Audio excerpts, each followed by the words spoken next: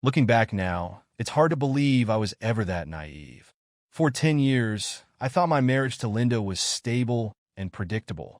I was an engineer, usually buried under deadlines and late-night projects, while she was climbing the corporate ladder as a marketer at a big company. From the outside, we looked like the perfect couple, the kind you'd see in cheesy commercials, right? But underneath that glossy surface, there was a dullness that was creeping into our lives. Things started to change one ordinary evening when Linda ran into her old university friend, Jack, at a cafe. I still remember the moment she came home, bubbling with excitement about this surprise encounter. I could see the light in her eyes as she recounted how they exchanged old stories, how Jack had always been her first love. I even found myself smiling, thinking it was sweet that she felt that spark again, not realizing it would ignite something far more dangerous. After that first meeting, I didn't think much about it. But I guess that's where I went wrong. Linda started spending more time with Jack, claiming they were just catching up. I remember sitting at the dinner table one night, watching her light up while telling me about their coffee dates. She laughed, recalling the silly things they used to do. It was infectious, but I felt a twinge in my gut. Shouldn't I be the one making her laugh?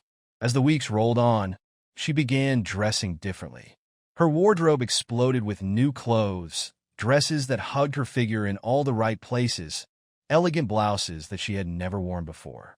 Even her perfume changed. The subtle, comforting scent I'd grown accustomed to was replaced by something more expensive, something I could never pinpoint.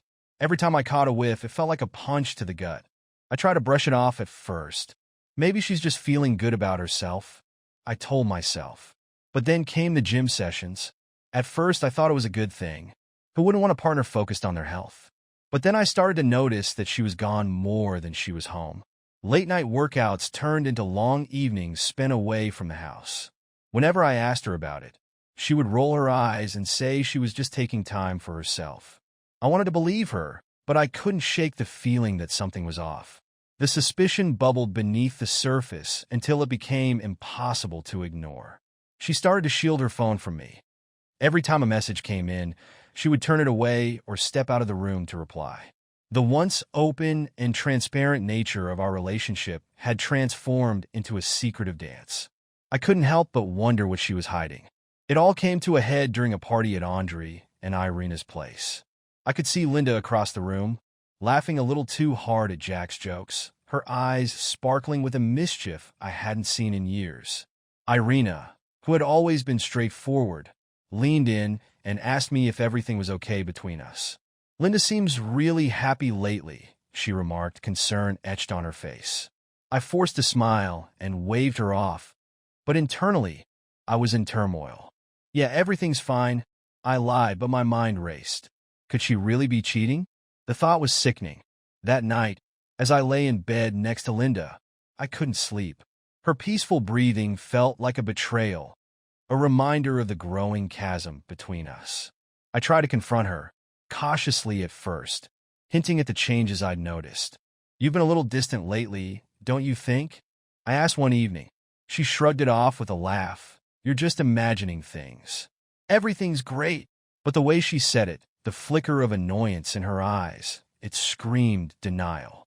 When I flat out asked her if there was someone else, she burst into laughter, saying it was absurd, and changed the subject. It felt like a slap in the face. Feeling helpless, I turned to Andre for support. We'd been friends for years, and he could see the turmoil I was going through. I laid out my concerns, hoping for some reassurance. Instead, he listened and then suggested I look into hiring a private detective.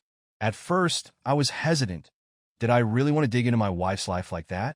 But with each passing day, the uncertainty gnawed at me. And finally, I made the call.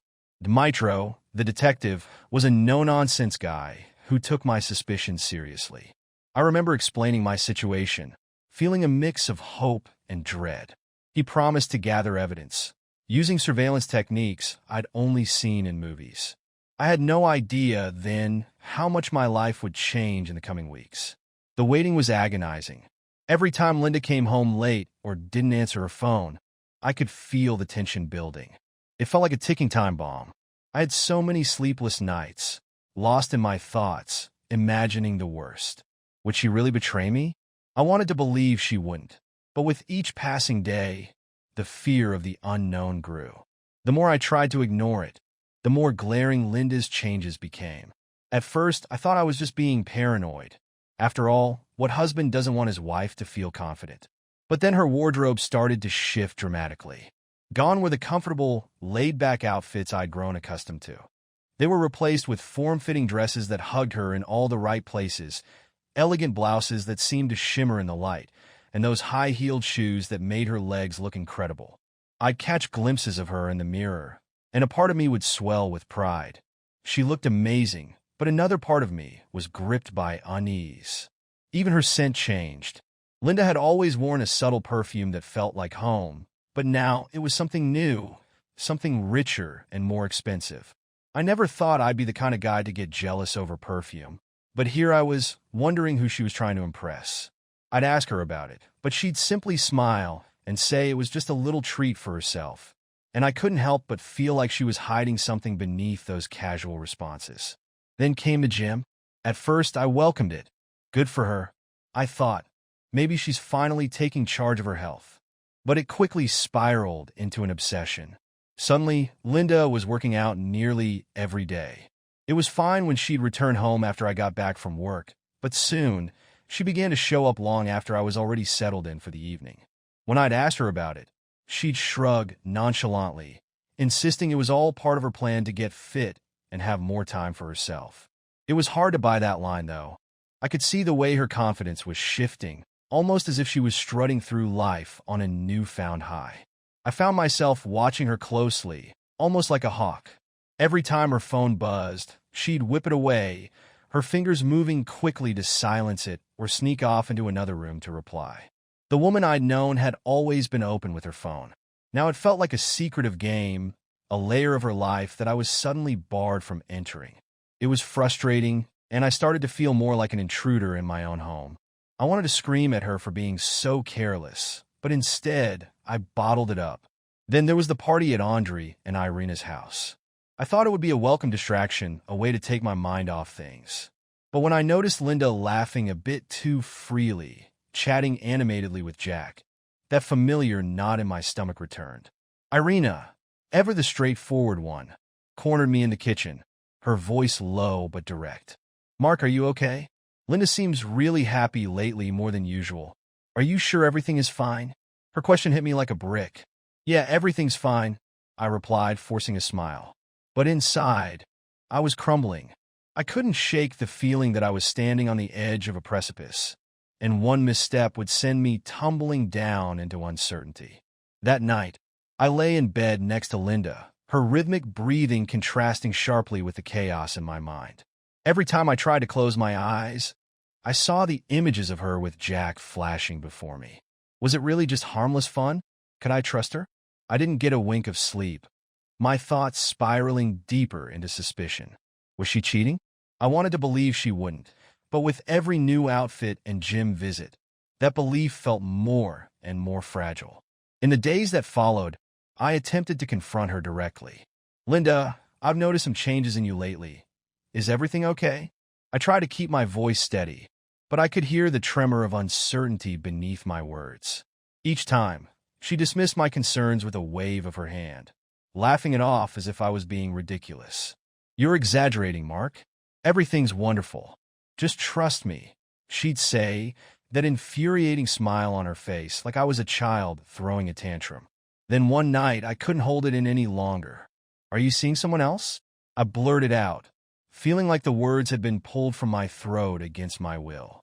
For a moment, she froze, her smile faltering before bursting into laughter. "That's absurd, Mark," she shot back, her voice dripping with condescension. She rolled her eyes and turned away, leaving me staring at her back, completely crushed. Feeling helpless and increasingly aware of the deception I was staring down, I knew I couldn't do this alone. I needed support. I turned to Andre, my friend who had been there for me through thick and thin. I shared my growing concerns, my fears gnawing at my insides. He listened, offering a sympathetic ear, before finally suggesting something I had never considered. "You might want to hire a private detective, Mark. If you're feeling this way, It might be worth finding out the truth.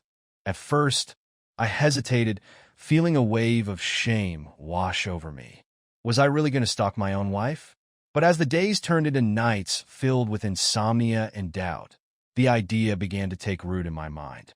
With each unanswered question, the weight of uncertainty became unbearable. Finally, I made the call. I had to know the truth, no matter how painful it might be.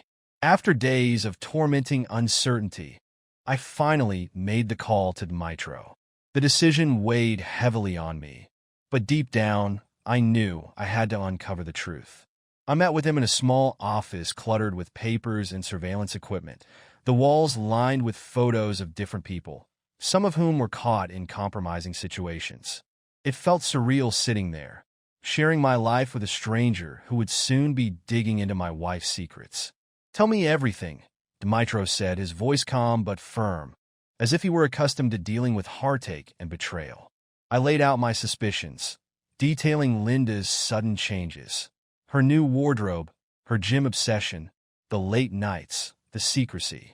Each word felt like a dagger, cutting deeper into my chest as I relived the moments that led me here. "I'll get to the bottom of this," he assured me. "I have the tools to gather all the evidence you need. You'll know the truth soon enough."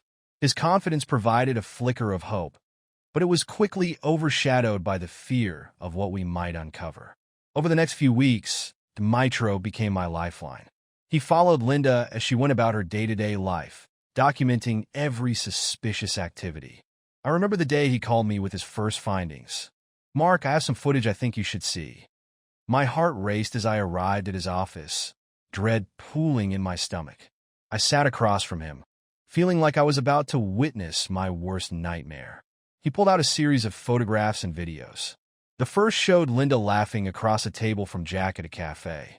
They looked so comfortable together, their chemistry palpable even through the lens. My fists clenched involuntarily. This wasn't just a friendly reunion. It was an intimate connection that I had no part in. The next few clips were even worse, showing them together at various locations, and I could feel my stomach twisting with each new image. "Here," Demitro said, scrolling through screenshots of text messages. My breath caught in my throat as I read the words exchanged between them. The messages started innocently enough, casual banter, shared memories, but quickly devolved into something far more charged. There were flirty comments, playful teasing, and even plans to meet up in the future, all laced with a sense of urgency that made my skin crawl. I could feel the world narrowing down to just me, Demitro, and the evidence laid out before us. "This isn't just a friendship, Mark. This is something much deeper." I sat there, grappling with a mix of anger, heartbreak, and disbelief. I had spent so long trying to convince myself that she wouldn't betray me, but here it was, the truth glaring back at me like a neon sign. At that moment, a chilling thought crept into my mind. I didn't just want to confront Linda. I wanted to do something that would leave a mark on her, a wound that echoed the pain she had inflicted on me. I felt the dark seed of revenge start to take root, growing stronger with each passing second. "Demitro, I want to gather more evidence," I said, my voice steady despite the turmoil inside. "I want everything. I want to know every detail of what she's been doing." He nodded, understanding my shift in focus. He'd seen it before, the transformation of a wronged husband into a man driven by vengeance. As the days turned into weeks, I became obsessed with the evidence. Demitro continued to document Linda's encounters with Jack, including trips to hotels, dinners at upscale restaurants, and those moments that seemed to tear our marriage apart. Each photograph added fuel to the fire, igniting a rage inside me that I struggled to contain. One evening, after another long day at work, I returned home to find Linda curled up on the couch, engrossed in her phone. She looked up and smiled at me, that same carefree smile that now felt like a dagger in my heart.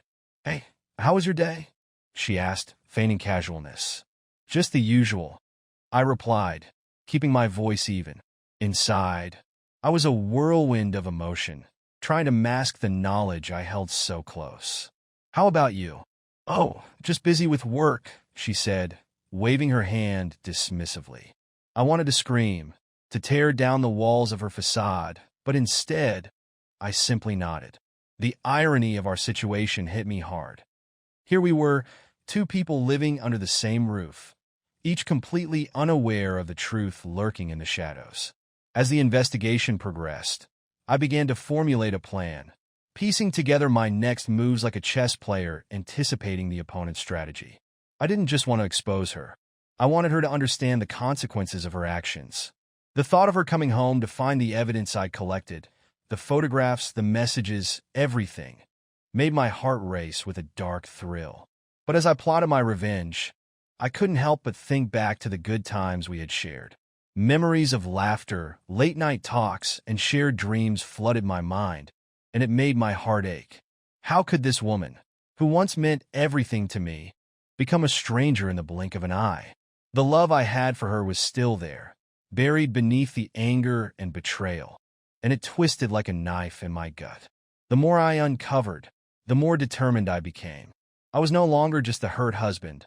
I was a man on a mission. I would not only confront Linda with the truth, but would make sure she felt every bit of the pain she had inflicted on me. I felt like a storm brewing inside, ready to unleash its fury. After weeks of simmering anger and calculated planning, I decided it was time to take action. The desire for revenge pulsed through my veins, making me feel alive in a way I hadn't experienced in ages. I needed to make Linda understand the gravity of her betrayal, and I had a plan. One evening, I went to a bar that was a little off the beaten path, hoping to find someone who could help me in my scheme. It was a low-key place, filled with the chatter of strangers and the clinking of glasses. That's where I met Olga. She was sitting alone at the bar, her dark hair cascading over her shoulders, and there was something refreshing about her. We struck up a conversation, and I quickly realized she was everything I needed. Olga was sincere and open, sharing stories about her own struggles and heartaches. She had recently come out of a tough relationship and was looking to find herself again, just like I was. The connection between us felt easy, almost comforting, and with each meeting, I found myself drawn to her more. I wasn't looking for love. I was looking for an accomplice, and Olga fit the bill perfectly. After a few casual meetups, I invited her to my home. I knew it was a risk, but the thrill of the chase, the thrill of the revenge, was intoxicating. That night, we spent hours talking and laughing, the tension between us crackling like static in the air. It felt liberating to be with someone who listened and didn't judge, who was just as lost as I felt.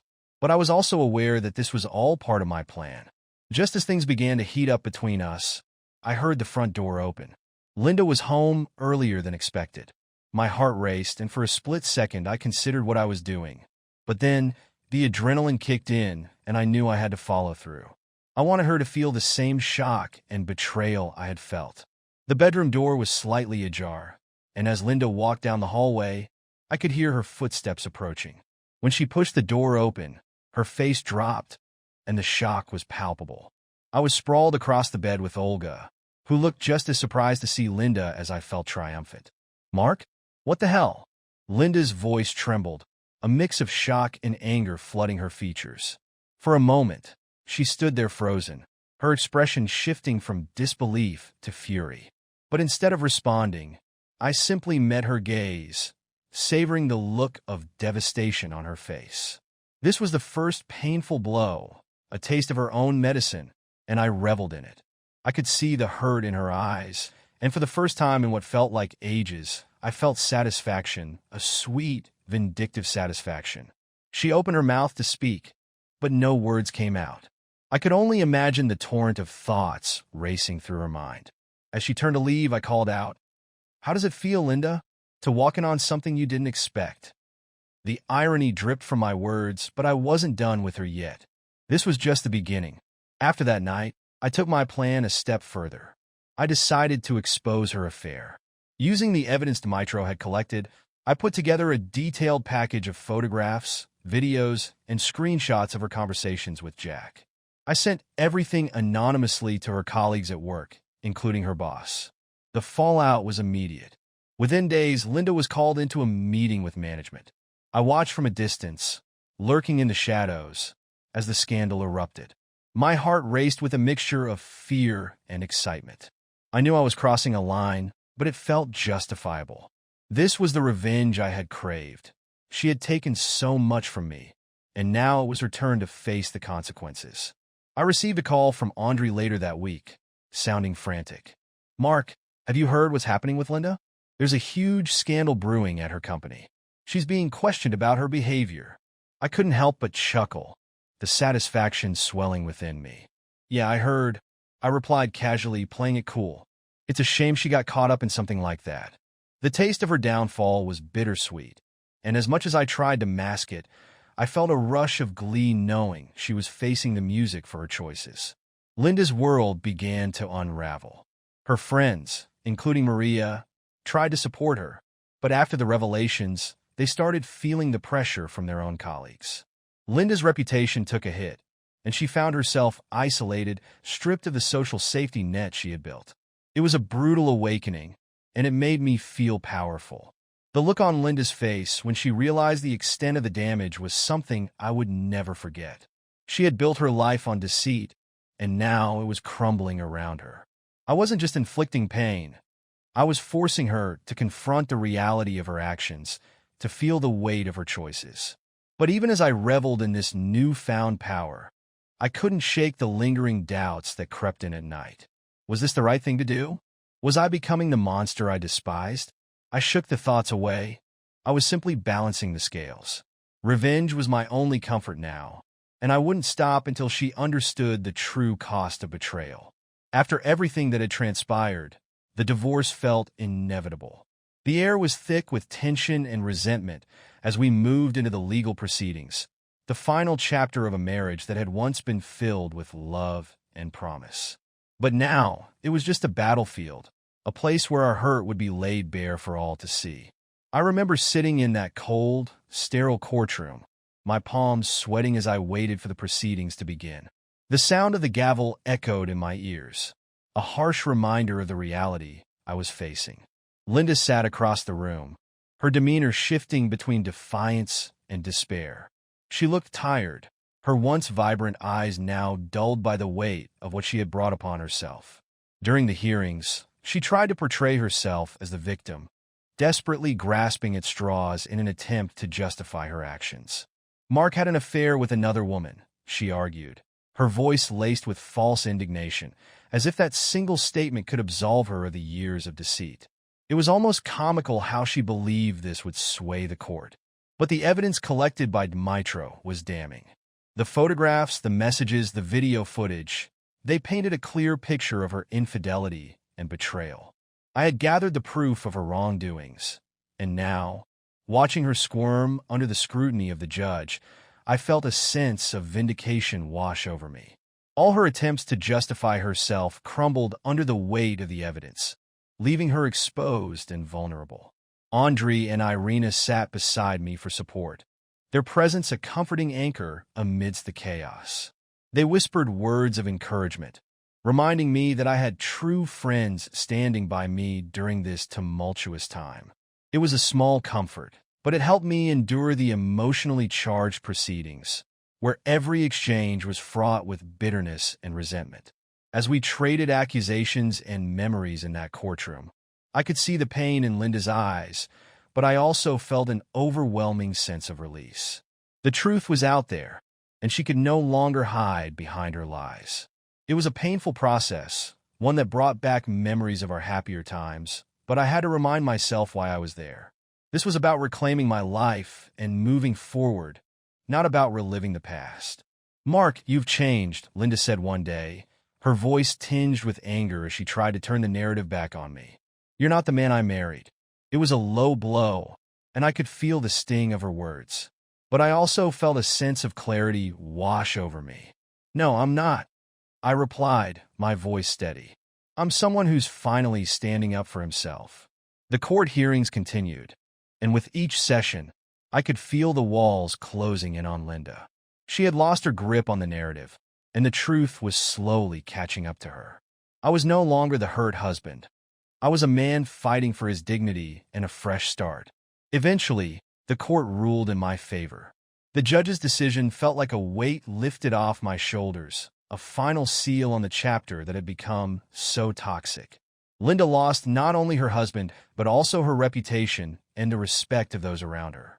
As the gavel fell, I couldn't help but feel a mixture of relief and sadness.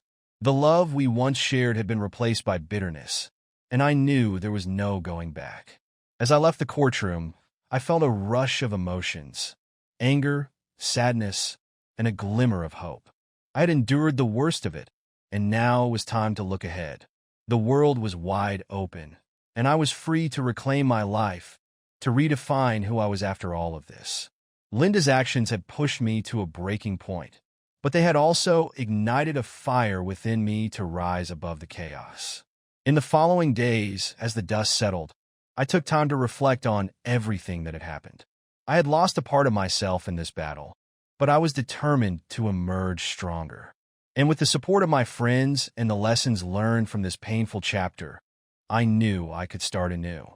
The scars would always be there, but they would serve as reminders of how far I'd come and the strength I had discovered within myself. After the dust settled from the divorce, I found myself at a crossroads, staring down a new chapter in my life that was both daunting and exhilarating.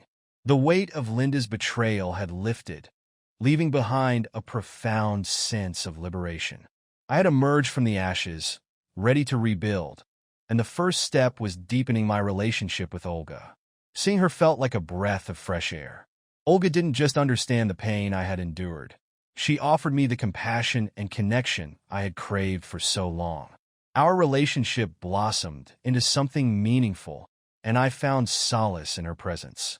With each conversation, every shared laugh, I began to rediscover parts of myself that I thought had been lost forever. We would talk for hours, discussing everything from our dreams to our past mistakes. And in those moments, I felt understood in a way I hadn't experienced in years. In tandem with this newfound relationship, I made the gym my sanctuary. It became a ritual, a place where I could channel my frustrations, reclaim my body, and rebuild my confidence. Each drop of sweat felt like a release, a way to shed the remnants of my old life and emerge stronger. I began to take pride in my physical appearance, pushing myself to achieve new fitness goals. The transformation was not just physical, it was a powerful affirmation of my resilience. As I immersed myself in self-improvement, my career also took on new importance. I realized that I had neglected my professional ambitions during my marriage, letting them take a back seat to the turmoil at home. Now, I was determined to advance my career, pouring my energy into my work. I started taking on challenging projects, diving deep into my work as an engineer. The sense of accomplishment that came with each success fueled my desire to keep moving forward. With a newfound sense of purpose, I began to plan a trip abroad, a journey to fully free myself from the memories that had haunted me. I needed to step outside my comfort zone, to experience life without the shadows of my past looming over me. The idea of exploring new cultures and places filled me with excitement. It was a chance to reset, to discover who I was outside of the pain. Alongside this transformation, I began therapy, something I had initially resisted. But as I shared my story with a compassionate therapist, I started to unpack the emotional baggage I had been carrying. With each session, I felt a little lighter, gradually finding inner peace that began to fill the void left by betrayal. I learned to embrace my feelings, to recognize that it was okay to be vulnerable. Therapy helped me forge a clearer understanding of my needs and desires, enabling me to grow beyond the confines of my past. In time, I realized that this painful experience had shaped me into a stronger person. I began setting new goals, not just for my career, but for my personal life. I wanted to cultivate relationships built on trust and respect, to fill my life with people who uplifted me rather than dragging me down. Linda became a distant memory, a shadow from the past that had lost its power over me. I was moving forward, leaving behind the bitterness that had once threatened to consume me. As I stood on the brink of this new chapter, I felt a sense of hope that had been missing for so long. Life was no longer a series of betrayals and disappointments.